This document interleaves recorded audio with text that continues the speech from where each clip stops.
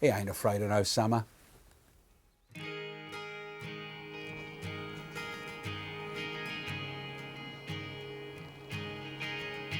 Well, here we are back on the River Loddon, slightly different landscape to back in February when I was last here. The ground was covered in about 6 inches of snow. That day we were lucky to catch a few chub. As you can see, it's slightly different now. The actual river is absolutely choked with weed, and it's going to be really difficult just to actually get a bait in the water, let alone catch a fish. So that's my plan, to actually try and fish bread, catch some chub, and then maybe a barbel if we're very lucky, but that's the plan. Whether it happens is really down to the fish. Well, you might have seen this before. It's very, very simple. It's a chub rig that I use on the clear rivers in the winter or the summer. It's a tiny little cage feeder. Within that I just put a lot of liquidised bread, a little quick change link here. The main line's £6. The actual hook link is £6, and I've got a big hook there because chub have got big mouths, a size 8 barbless S3. And actually bait for today is going to be nothing more versatile than a really big lump of bread flake.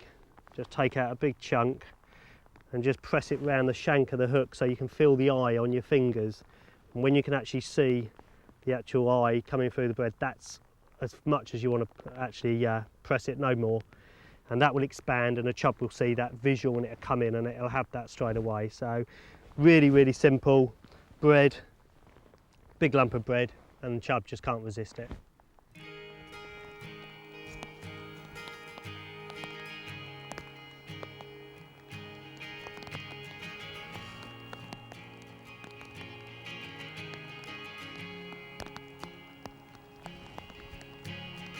I just missed a really good bite in this classic looking chub swim, so I'll just take this time just to give you a top tip. Chub are very more on feeding on sight, where barbel will feed on taste. So to give you a chance with a barbel when you're bread fishing is to put some flavouring on it. Blue cheese is a classic, and all I do, instead of adding it to the bread, I just actually add a little bit to the palm of my hand at the start of the session, and then I just rub it in. And then every time I actually take a bit of bread flake off or a bit of crust and put on the actual hook, it's going to have that flavouring on. It has caught me bonus fish, so when using bread it won't damage your chub fishing, but it will only enhance your barbel fishing, so give it a go. Just had a couple of little taps there in the fourth swim, so that's a better bite. That's a chub bite. It's just pulled it around a little bit there. Oh yeah, and we're away. Oh no, I cannot believe it. The first proper chance and the hook's pulled. Would you blooming believe it? Oh, the feeder's gone up in the hedge. Wow, what do you know? That's fishing for you. It's another one of those swims where you struggle to get into. And within about 2 minutes, hooked the fish, and fortunate to come off. Definitely a chub that was. It was heading for the underside of the bank, so what can you do? That's the first bite I've ever had in that swim. Just shows summer and winter can be different. So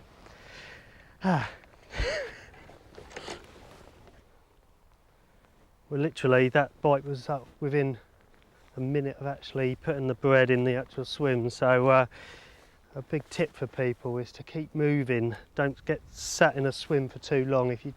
Bites are normally pretty instant on bread, or pellet actually, but as you can see I'm struggling to actually find anywhere to get my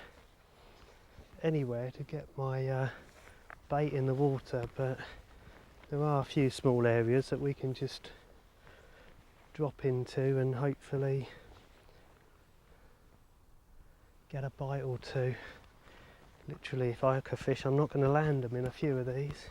When you're actually fishing a river, whether it's in the winter or the summer, it's really, really good to try and keep your clothing colours down to quite drab colours, greens, you know, greys, dark browns, just to actually kind of blend in with the surroundings. And one thing that a lot of people do is they actually don't take note of where the sun position is. So where the sun hits your body, you're going to cast a shadow. Now, if you stand up on the bank and that shadow goes across the water, the fish are going to spot that straight away. They're going to be gone out your swim. So take a note of the sun, try and creep up on your swims, keep off the skyline.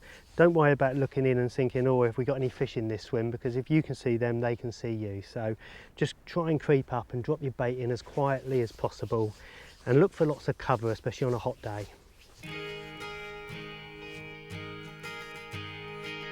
Well, here I am. I've actually come to the last swim on the river, and I haven't actually fished this swim before, and I've been feeding some chub on some bread flake that I've noticed, and all of a sudden a blooming great barbel's come up in between them and actually taken the free-line bread flake.